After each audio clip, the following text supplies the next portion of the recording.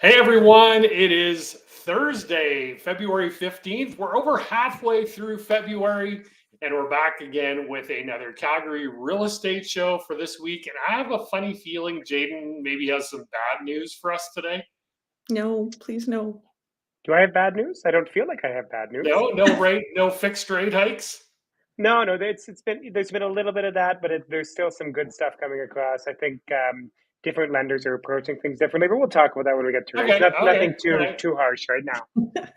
Natalie has a great segment today on staging because if you are thinking about selling your home in 2024 in the spring market, you're going to want to stay tuned to that. But let's get to our weekly stats first as we take a look at what happened in the week of real estate. And I forgot to take December out. My apologies. These are just January, February stats. But we saw a slight decrease in new listings this week, slight increase in sales, which gave us a sale to new listing ratio of 121%. So if you look at the last 5 weeks now, we're at the low of 112, the high of 133. So that's kind of telling you what's going on in the market.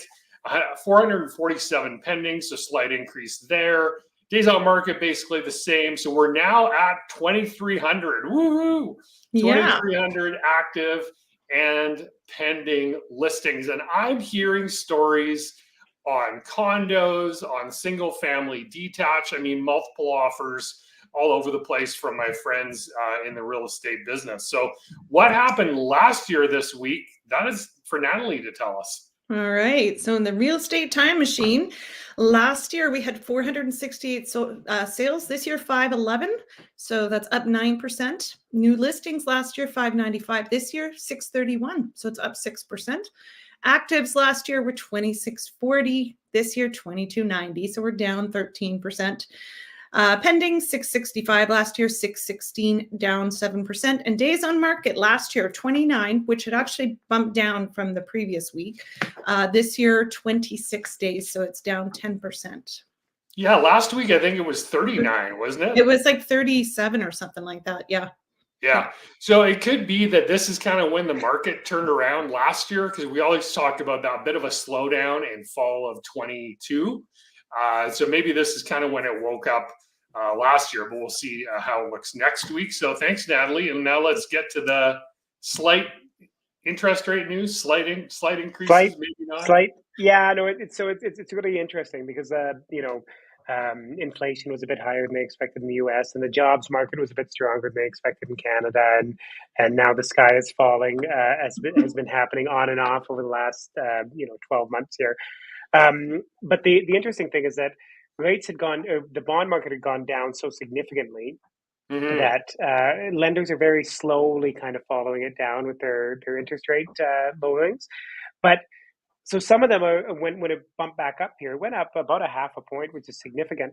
But when it bumped back up here, they're bumping their rates up slightly. But there's other lenders that are just holding firm. So there's some of the big banks. Scotiabank, for instance, right now is very aggressive on rate and has great product. And so even though there's a little bit of that, I wouldn't be in a rush to jump into a fixed rate just now, like get that best 5-year fix because you're worried about where rates are going. I think we're in the middle of that kind of up and down, up and down, up and down before the falling off the cliff.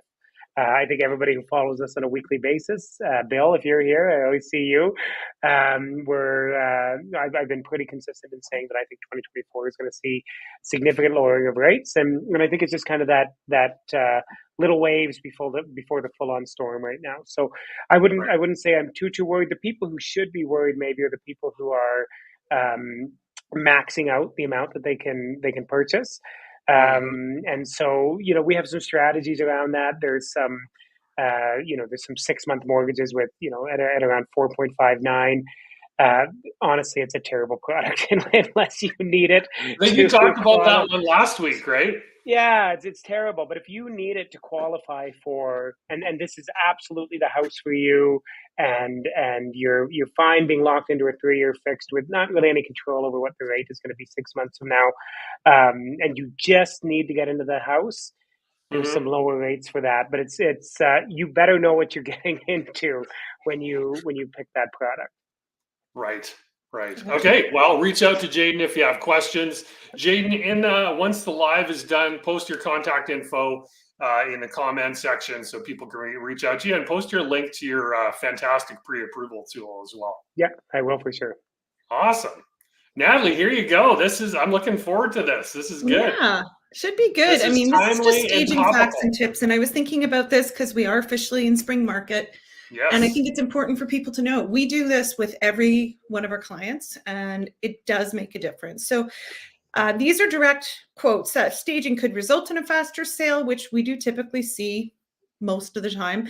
Experts estimate the average home sale spends 35 to 50% less time on the market. Could also increase the sale price by 6 to 20%. So it's sort of a big thing, right? So okay. I think if I can just interject here, I think Yes. what you would see probably is, this is just an illustration, or a whatever. It looks like a cartoon, but I know that's not the technical term for it. But the one on the left, the before, the spread would be, if that was your actual house, then maybe we could get you 20% more, right? Yeah, exactly. All right. Tip 1 is starting with that curb appeal. This is very important. 80% of buyers know if a home is right for them within the first few seconds. And curb appeal is a major part of that. So it's making sure if you're selling in the spring or summer that the lawn is mowed and cleaned, all that good stuff. Winter, make sure everything's shoveled, have some nice decor outside, nice little greenery, depending on the season. And it's just, doing a good clean on the outside as well as the inside. So. Yep, exactly. Tip number 2, declutter, depersonalize. This is always what we say. Removing clutter in personal photos, repainting to a lighter color, and having consistent themes. Color themes allows buyers to envision themselves in the home, and this ties into the next tip. So you're going to see, go back. So you do see, like in the first picture, it's very dark. It's very dingy. And I know a lot of people really get hung up. They're like, I don't want an all white house, but you can always, it makes any space brighter and it makes it appear bigger. And by incorporating pops of color into a space, that sort of ties that decor thing all together. So, okay. Tip 3 is form, flow, and function. Each space in the home needs to have an open flow from one area to another, and each space needs a showcase to function.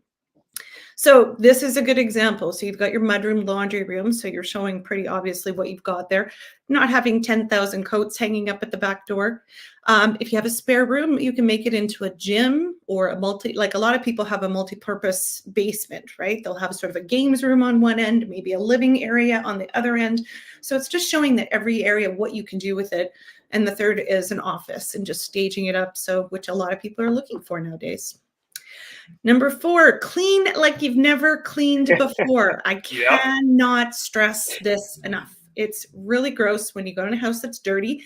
And automatically, if your house is clean, the buyers may have automatically that psychology that they're like, oh, well, if they've cleaned this well, that means they've looked after the house, they've maintained the house. If they walk into a house and it's filthy, they're like, well, I don't know what else we're going to find. And that dollar sign in their head is going down.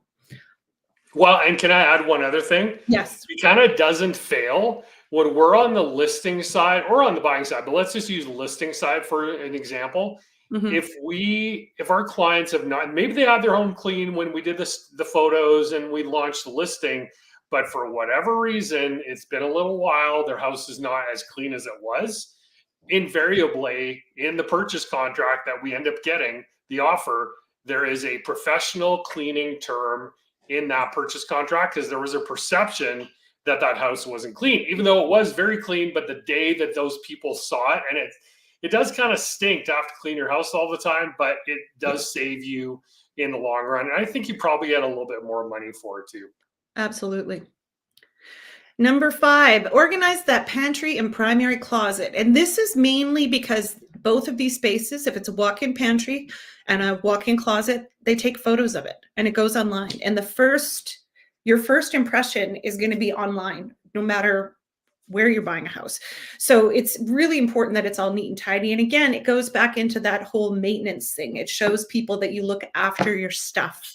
And it's just, it's that psychology. So anyway, that's all I got. That was amazing. Thank you, Natalie. Thank you. Fantastic tips there. Like that is absolute gold. If you were thinking about selling your home, obviously reach out to us, but even just for organizing your house, I think that's great Yeah. stuff as well when you're not in the mode of selling. So to wrap things up today, just a few things to talk about. We got the Jubilations Dinner Theater, the Beach Boys of Summer. They always put on a great show there. Chinook Blast is ending this weekend because it's Family Day. That's part of Chinook Blast. So enjoy Family Day as well. Happy Family Day on Monday. ChinookBlast.ca for all the details. And there's still toddler time as we get a puppy shaking in the background here. Toddler time. So that would be happening tomorrow and then next Friday, as well as my camera to tilt. There we go. So anyway, let me just switch my cameras here. Hold on one second. We have the technology. You're going out with a bang. Going out with a bang, but it's kind of a cool little look there. So there's the other camera that doesn't make me look quite as pretty. So that's about it. I'm sure there's got to be hockey games and stuff going on, but enjoy whatever you're going to do this weekend. If you're getting out to the mountains, boy, Jaden, what are you guys doing? Hockey. It's like we're in hockey and birthday parties right now. That's all we got going on. So, and that's just my oldest one involved with that. So we'll see what happens with the other two kids. We're hockey parents now. The other thing I wanted to mention to everybody is the Wildlife Festival is going on this weekend. Our friends Mike and Maureen and Cobbs, Venture Park have that going on. So if you want to go see a sloth in person, head on down there. Okay, hold on. We got time here. Let's just pull that up, and I'm going to just throw that on the screen. Give me 1 second. We have the technology. There we go.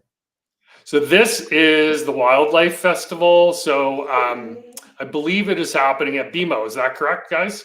It's at the Nutriem Center. Yeah, sorry, it's Stampede Park. Yeah. Yeah.